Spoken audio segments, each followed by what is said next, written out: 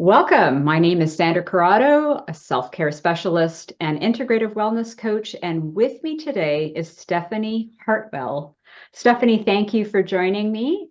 We've Thank been in you. each other's circles online for a while because we've schooled in some similar modalities, and we finally got a chance to schedule a meeting and chat and work together. I had a chance to take advantage of the model that we're going to talk about today. Yes, yes. So welcome.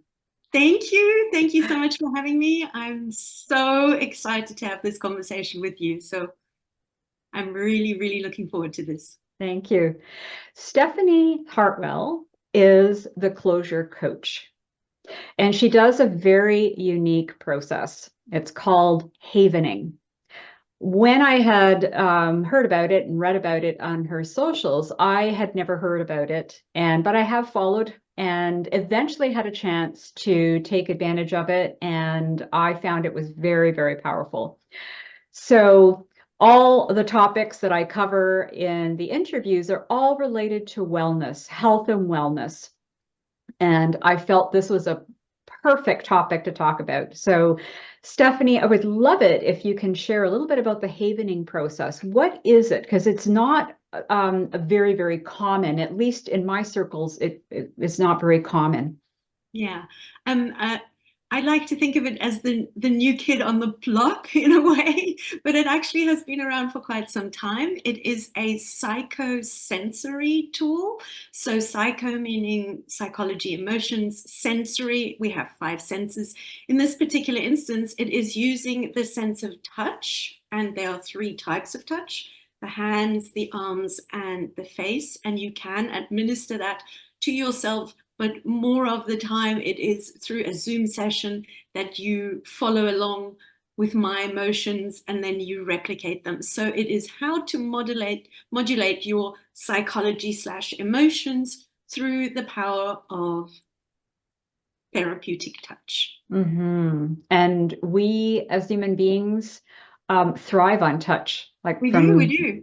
little babies right to adults. Absolutely. If Actually, babies, go ahead. yeah, touch, it's the process, the tool was designed by two doctors, and they realized through study and investigation that therapeutic touch in a certain way, in certain points of the body, can be incredibly useful in terms of regulating the nervous system from, an excitatory state to a calm state, but also that it can be integrated and used with other therapies, modalities such as inner child work, regression, and things like that. So on the one hand, it's an incredibly fantastic self-care tool. Mm. So many times during the day, if I'm stressed about anything in particular, you'll find me immediately doing this. Um, it looks a bit strange in public, but rubbing your hands, thanks to the pandemic, has become an all-time accepted practice. So nobody looks at you strangely anymore. So you can use it as a way just to calm down. I always say there are three ways to use it. There's three ways that I use it. First, just as a nervous system regulating tool, because it actually does take you from the excitatory state of the sympathetic into the relaxed, calm, digest parasympathetic. And you can use it in second line as an emotional first aid. So any type of fear, anger, sadness, as it comes up, just gently rubbing of the hands, and you can use the arms as well. It's quite important to do it in a gentle and calm way. So Mhm. it's quite common that when first people get this tool, they kind of go, I'm rubbing my hands, nothing is happening. No, the idea is to do it really nice and calm with a gentle demeanor, and your breath and your physiology will follow. And then, of course, the third element in which you can use it is the one that you had an experience of with me in a session, where you can then actually use other modalities such as any kind of therapeutic therapy tool, hypnosis, hypnotherapy, all those kind of elements can be used alongside it. Mhm. If I can ask a little bit of your background, how did you, like, what is your background? How did you get to this? Because I know you practice a lot of different modalities and tools. Right, right, right. So how did this one come into your toolbox? In a very peculiar and unexpected way, I had started my journey into coaching in 2008. I'd been involved in spirituality for a long time. I think I started meditating at university way, way, way back. But a real committed approach to coaching and qualified as a coach in 2008, 2009. I probably was more involved in the personal development mindset, cognitive reframing world at the beginning. But then in 2012, unexpectedly, I got very, very ill due to a food poisoning event that just turned into an autoimmune disease and really completely ground my life to a halt. And at that point, it was sort of a mix of shock and disillusionment in my mind. I had done everything right. I was meditating, I was doing breath work, I was doing gratitude, I was doing everything right. And yet my life had completely fallen apart. At Hmm. which point I then sort of widened my scope and went, well, what else is there? That led me down to many, many different modalities. And it was, in fact, quite ironically, my doctor that after, I think at this stage, it was the 7th or the 8th year of autoimmune symptoms. And it was actually just getting worse and worse that my doctor said to me, there's this lady that I know that does something called havening. And I'm like, what is that? And she says, I'm not going to tell you anything about it. Just go, because these symptoms that you are experiencing could be a type of PTSD, complex PTSD. And at that point, I looked at her incredulously and said, nothing traumatic happened in my life. My parents got divorced. We moved around a lot, and, stuff that happens to everybody. And she's like, just go, just go. And then before I saw the havening practitioner, she said to me I should write a list of the top 10 most difficult events that I'd gone through, and then we could start our journey from there. And I was very kind of I like to call it on my high horse a little. And I said, it's fine, I have done the work.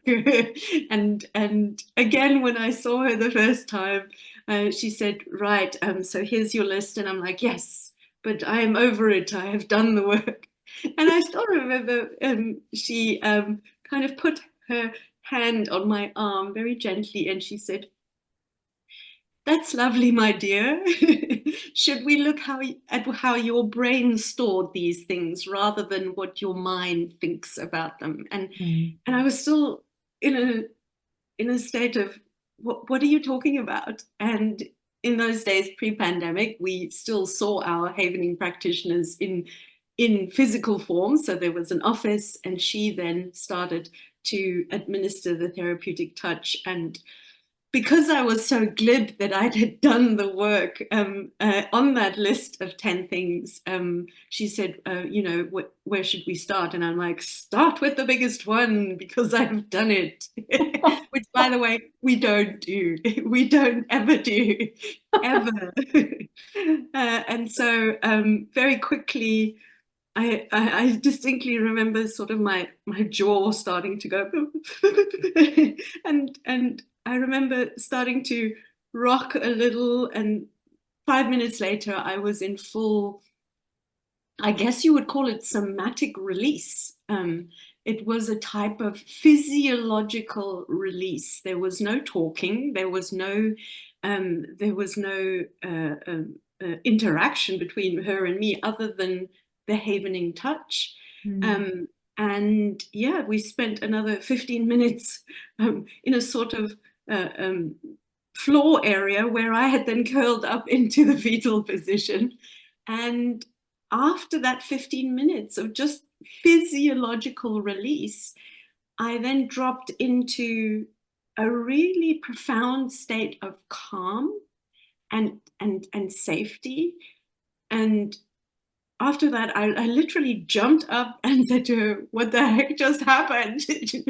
And she said, "Well, clearly, your mind thought it was done, but the rest of you wasn't done with it at all," which was a fantastic shock to me. I mean, it was partially shock, partial just wild excitement at shock that I had put all this time and money and energy into years of this work, which I now understand was just a type of cognitive reframing, conscious mind rearranging, if you like, where actually the conscious mind is only at best 10-15%, and our sub and unconscious mind, which is of course hugely integrated with our physiology, is still usually full of all of those memories, because if you don't use a body tool for a body issue, it's unlikely. So the way that she explained it to me is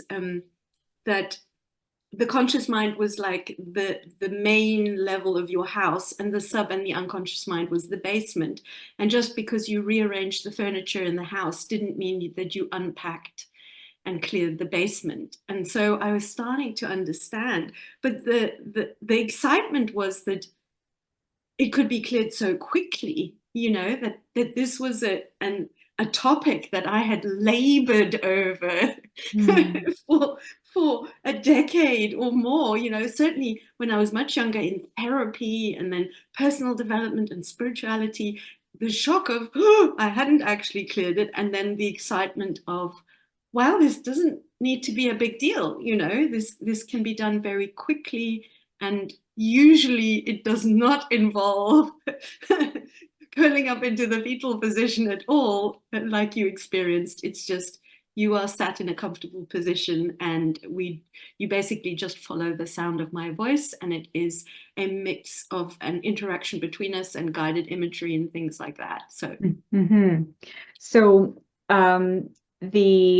the method, the havening, is a great tool for assisting when we've gone through, say, something traumatic, even if we don't realize, but there's kind of like mysterious symptoms, and being able to bring this to the process. And as you mentioned, there's a number of different tools that are used within the havening. Yes. It assists the nervous system to come from sympathetic fight or flight. Yes. Constantly going, or also the freeze.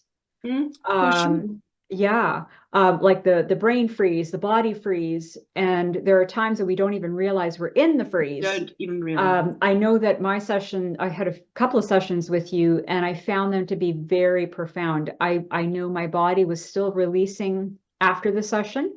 It was a lovely session, nothing scary. But I noticed that there was like just some physical, like, and I felt very, very calm. And I did need to rest a little bit because the body needs to release. So I found that to be amazing. It does affect people differently. Sometimes the sessions don't have any after effect. Sometimes they do. Certainly, the idea is not to go for the really big stuff, which we obviously didn't either.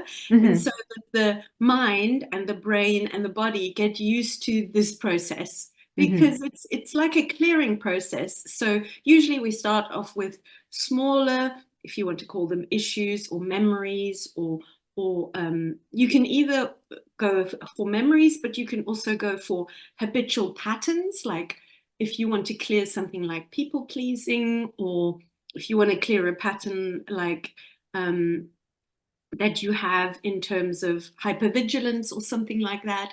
You can also use it to clear beliefs. I'm not good enough, anything like that. Because actually, I think the big realization that I came to in this journey is that we are all full of these memories and these events in the past. And we think that they're in the past, but they're not. They're really present in our everyday life and living, because they come out through our actions, our choices, our behaviors, and also the way we react to our environment. What are some of the benefits to health and Yes. wellness of Yes. havening?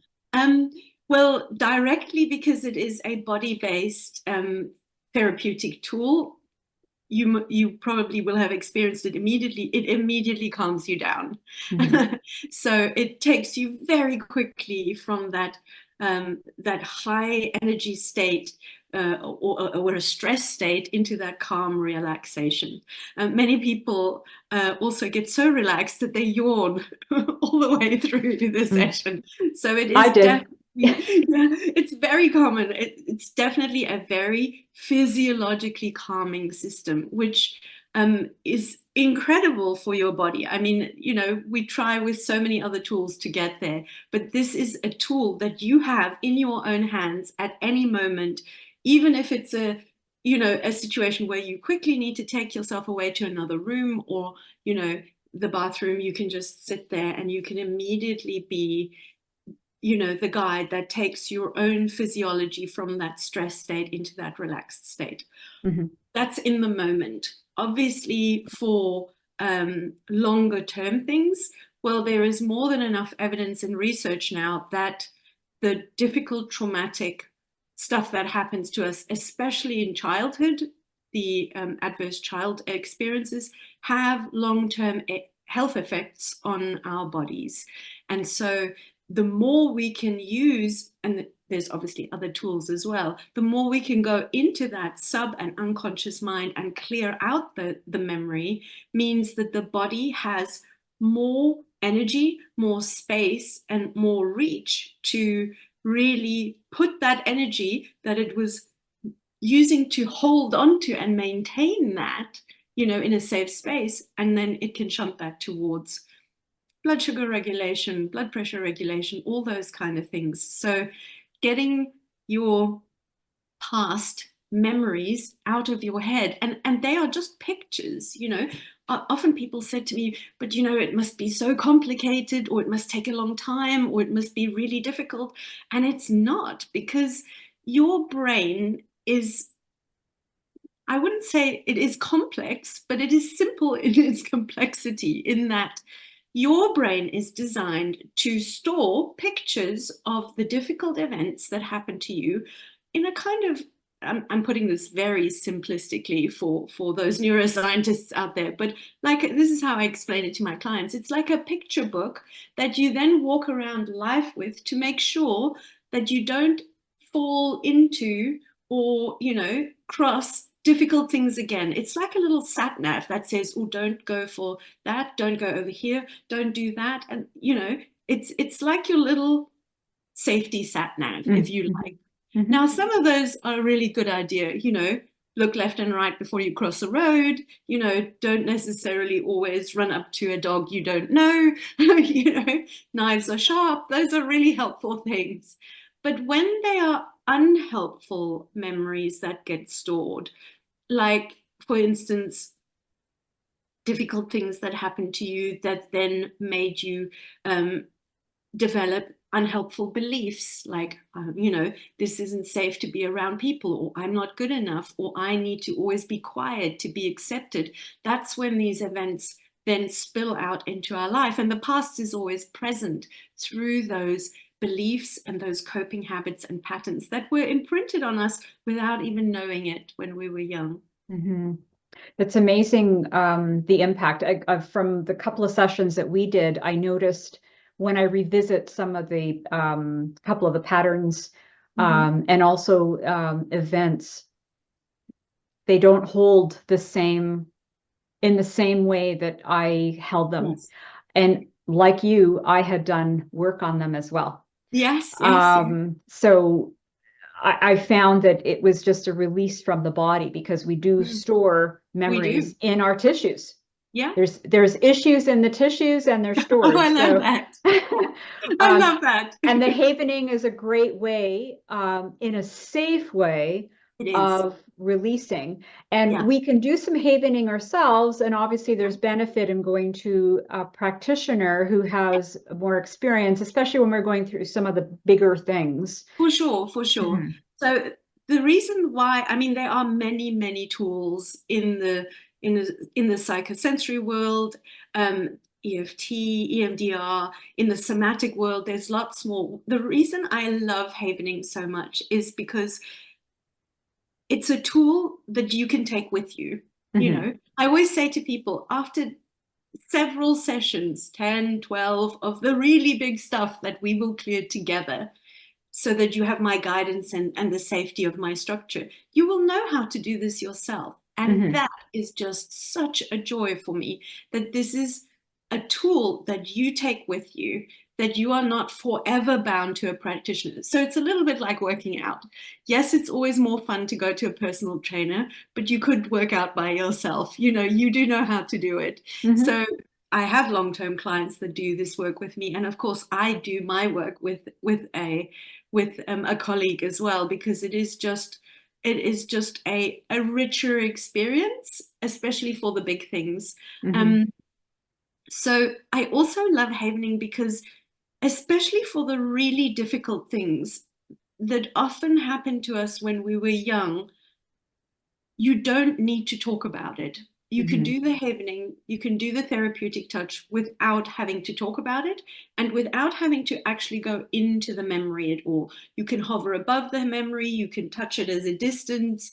You don't even have to speak about it, because it's not about talking, it's about the picture. And so, and I also think that, I don't know how you felt, it's actually quite fun. Like, I never in my wildest dreams thought that clearing stuff out of my sub and unconscious mind could be a somewhat beautiful experience that that left me with quite a lot of awe and reverence for life afterwards. I don't know how you felt. Yeah, exactly that. And amazing how didn't have to go into my mind. I have to, look at this or look at that. Like, it wasn't a mental process. It was more of a physical, safe, gentle, very impactful. And I would definitely come back and like, I know I'm going to be having another session with you soon. I found even after the 2 sessions, like, I'm noticing I'm doing this. Yes, or I'm doing this. So I know. I haven't had the 10, 12, but I noticed a huge difference. And and I'm starting to notice this. It's so natural though, isn't it? It's like, if you think about it, if we're walking on a street and there's a lost child, what do we instinctively do? We come down to their level and we go, "Are you okay, dear?" Or, it is so, this gentle, therapeutic, almost maternal touch is so hardwired into our biology that you know how to do this. This is not something brand new, or that you have to think about, I have to do that and that and that. I mean, this is so natural. And so, your body just goes, "Oh, okay, I know this, I can do this." So it is, and it's just such a beautiful act of self-care, in this whole repertoire of eating well and exercising and, taking care of our sleep and hydration. I just think it is such a beautiful addition to really take care of your nervous system, not only in the moment when things hit us, and they do all day. We all have stresses, but also to then also take time either with a practitioner or with another modality to really clear the things from the past that are still in your mind, because you deserve to be free of the past. So it's a self-regulation tool that we can use in the moment. We can go to a practitioner. And when we have more energy, because we've released energy that was tied up in our body from an unconscious perspective, with an event that's been with us for a long time, we have more energy to give in our life. We can show up differently. So we show up differently with our spouse, with our children, family, in community. So there's a lot of healing and wellness, physical, emotional, spiritual. It's just it's quite profound. It is. And I know we've spoken about this a little. I got to a real point of crisis in my professional and development, where, you know, I came out of 10 sessions with my practitioner in the beginning, and then I was so deeply moved by it all that I immediately trained and got even deeper into the community. And that made me really look at all the other things I had done in the previous decade, and I started to question whether all that personal development, mental reframing, as well as the very high frequency spiritual thing, if that was all wrong. And I ran around in that thought of, well, everybody seems to be against each other and pointing the finger at each other and saying that, you know, the other tool doesn't work. And then finally, I actually realized that everybody's right, but not everybody is in the same place.